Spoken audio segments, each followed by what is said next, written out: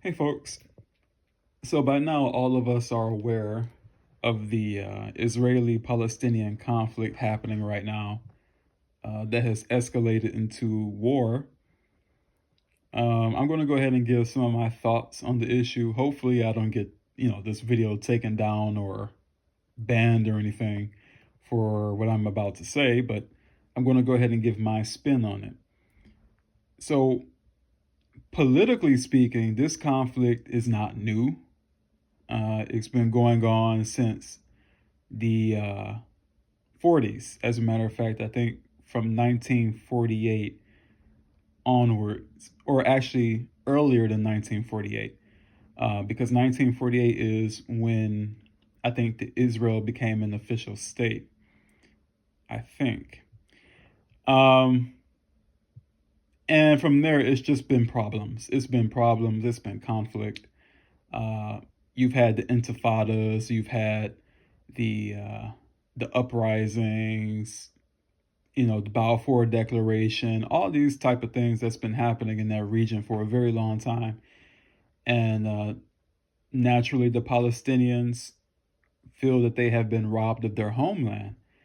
And certainly, you can look at Gaza and you can see that, you know, forcing people by the millions into a open air camp, if you will, an open air prison is never going to be a good idea. It's never going to produce kind relations.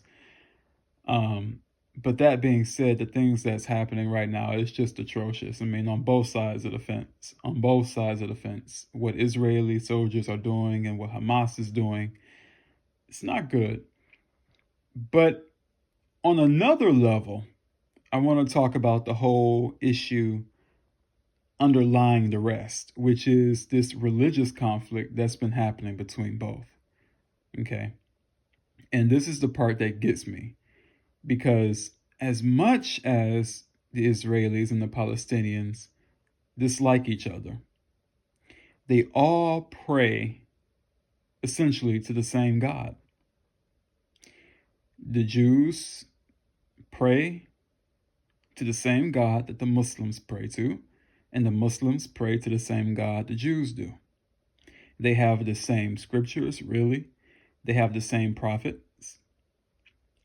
Well, on the Jewish side of the aisle, they don't accept Muhammad as a prophet, but otherwise, the Muslims have all the prophets that the Jews have in their scriptures. And essentially, they pray to the same deity. These folks are serving the same God. And they pray constantly for God to favor them over the other. The Jews are praying for God to give them victory against the Palestinians, and the Palestinians are praying to God to give them victory against the Jews. And that's the scenario that's happening. You have this Abrahamic faith in turmoil, and it has been that way since the desert religions spawned. From the lunacy of Abraham upwards, it's been nonsense with them. All three religions are horrible. All of them. Everything that came from the Abrahamic faiths, those religions, they produce violence. They produce bloodshed. They produce suffering. And this is not new because the God that they worship on both sides, the God they are worshiping is a God of calamity and violence. You can look up the word Hovah, the acronym Hovah, and what that translates to. Jehovah, right? And you see that it stands for calamity, destruction.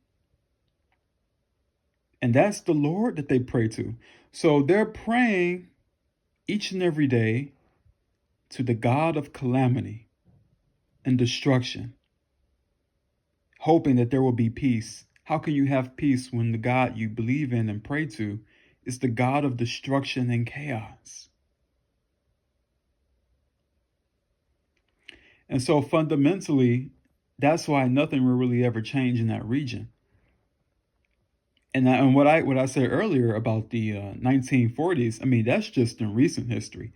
But if you want to take it back in terms of the religious conflicts that's been happening in that region, that has been going on for thousands of years. You had the Crusades. The Crusades lasted for hundreds of years, and they've been fought in the same area. The Muslims, Jews, and Christians all warring against each other for that same bit of land that they are now. Bloodshed, thousands of years long. All of them in the name of their God, in the name of their particular religion. But all of them have the same God at the end of the day. Regardless of the little minor differences, they are praying essentially to the same deity. More so the Jews and the Muslims. Definitely. And so that's the lunacy of it, in my opinion. That's the part that really is mind-boggling. And I can guarantee you that every day that this conflict has been happening, there have been prayers nonstop happening in that land. Even while the bombs are falling, you hear the people, Allah Akbar. God is great in Arabic. And then you have the Jews praying and worshiping God. And you have all this happening while bombs are falling from both sides of the fence. They're praying to the same God that they're killing each other about. Oh God, destroy the Jews. Oh God, destroy the Muslims. And the deity that they're worshiping, I can imagine, is sitting there just laughing, laughing at all of this, because how could you explain it otherwise? I mean, for thousands of years they've been doing this. This is not a new conflict. It's very old. For thousands of years, they've had the same God and have been praying to the God of calamity and disaster. And that's what they've been getting. That whole region, calamity and disaster. And anybody with a sensible brain, I think, would stand back and say, maybe that there is something wrong here. Maybe what we're praying to and worshiping isn't for our good. But they haven't had that light bulb moment yet, but hopefully they will. Because at the heart of it, their God is the problem. The thing that they're worshiping is the problem. God is not answering the cries of Palestinian children who are being blown to bits. God is not answering the prayers of Israeli children hiding in shelters and being blown to bits. God is not answering the prayers of these people for peace. That's been obvious because they've been trying to achieve peace since the very start, and it's never happened. It's never even come close to fruition. There's always a monkey wrench in the show. But yet, in spite of all of that, they're still praying to the same God, expecting some wonderful result. This is the God that's been watching you fight for thousands of years in his name and over ideologies relating to his religion. He's been watching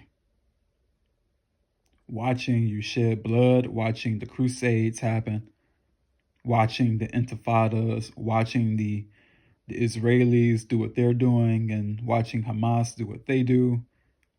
It's all a show. So something, the light bulb moment has to happen, because if you're praying to an entity for peace, both sides of you praying to the same God, and all you're getting is more violence, you should question. You really should. But again, it's so obvious. If you even look at the old Judaic scriptures, what is God doing there? Killing people, ordering massacres. The ancient Israelites, they slaughtered nearby tribal villages all the time, under the command of God, by the direct demand of God. Think about Moses and the Midianites.